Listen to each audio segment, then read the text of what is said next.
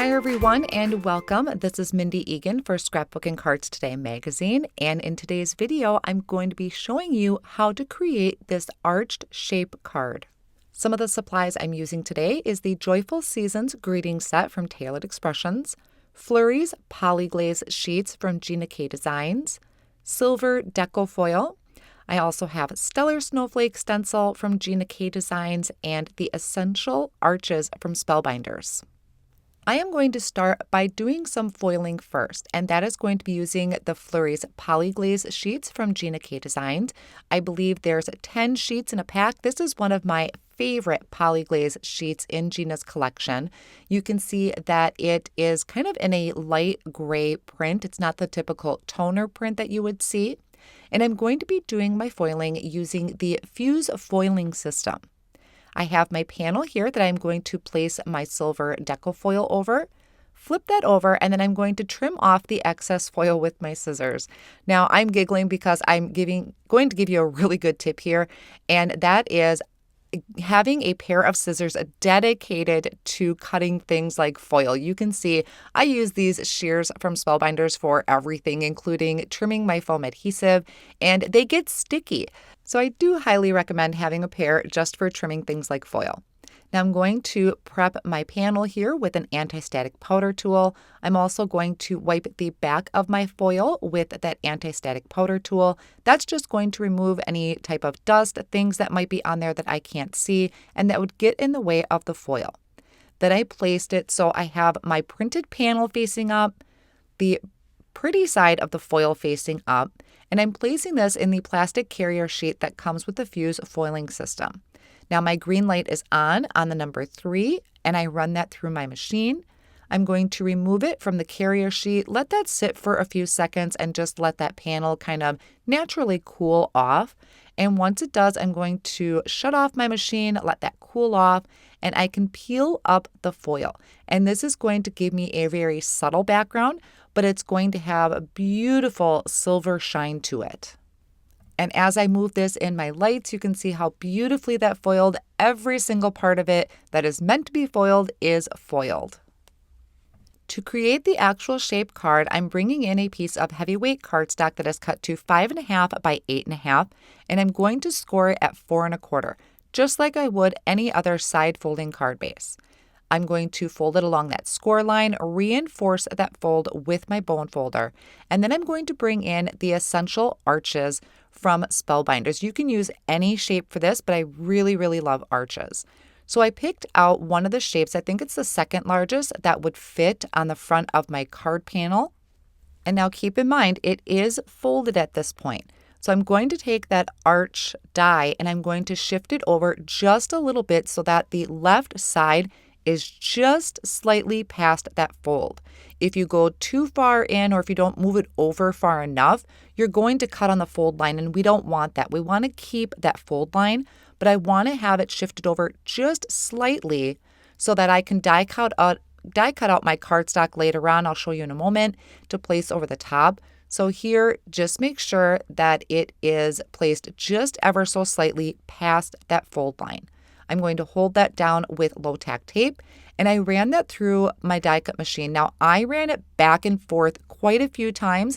With heavyweight cardstock, you may need to make multiple passes to get it to die cut through that cardstock because there's 2 layers here we need to die cut through. So you can see I'm kind of bending my cardstock. There was a bottom piece there that didn't cut the greatest, but I was able to kind of tear that off, and then I clean up the edges with my scissors. So when I ran it through, I still have my fold and I have this beautiful arched base. Now I have powder blue cardstock from Gina K Designs. I'm taking that same size die and die cutting out that powder blue cardstock so that I can layer that on top so you really don't see the fold. I'll set that off on the side, and I'm going to work on ink blending on my foiled panel here. So this was that polyglaze sheet that I foiled with the silver deco foil. I took some low-tack tape and just looped it behind there so that I could stick that to my work surface. And I have the Stellar Snowflake Stencil that I'm adhering over the top. I also have my edges masked off with Post-it tape. You want to be very careful when you're putting adhesive, something like Post-it tape, over the top of your foil because it can remove some of that shine. So you can mask it off, but just don't press super hard. Now I placed my stencil kind of up in that left corner and I ink blended on powder blue ink with my blending brush. Now while I leave that in place, I'm going to come in with that same blending brush, and this is in the navy. So it's a really nice deep dark blue. I'm starting in the center of the snowflake and having it fade out. So I'm going to have a two-toned snowflake, dark in the center and light as it gets towards the edges. I'm going to just take a paper towel and wipe off the excess ink.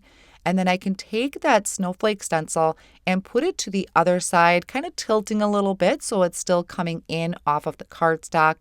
I'm going to wipe off any excess ink from my blending brush and bring in that powder blue once again. I'm going very light-handed just in case I still have some of that really dark ink on there. And then once I have it with the powder blue, I can come in from the very outer edges and add that dark blue. Once again, I'll remove my stencil, wipe it off with my paper towel, and then place this down in the rest of the open area of the stencil. So I'm kind of having things cascading in towards the center.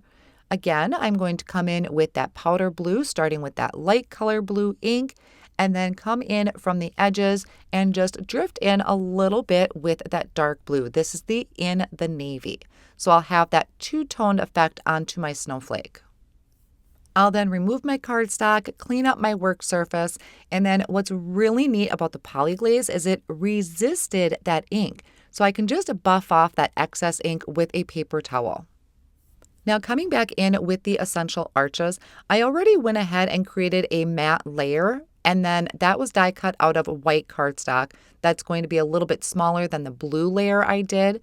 I picked an even smaller size that's going to layer on top of this. So I used a few different sizes just to be able to have that white matte layer and layer on top of the blue cardstock. I attached my polyglaze panel to the white mat using a tape runner.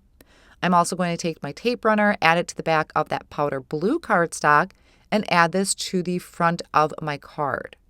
Now, so far, this is really a pretty simple design. So I want to pop this up a little bit to give it a little bit more depth and dimension.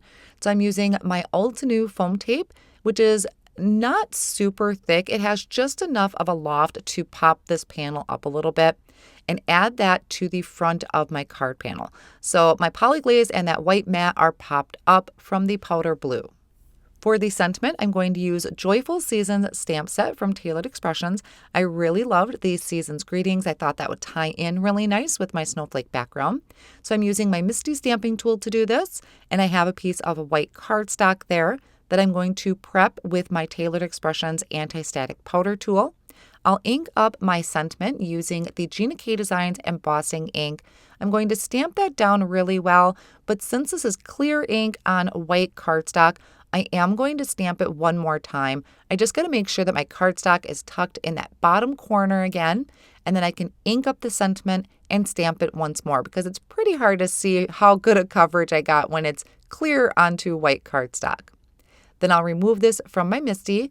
I'm going to bring in some scratch paper and my Gina K Designs silver embossing powder.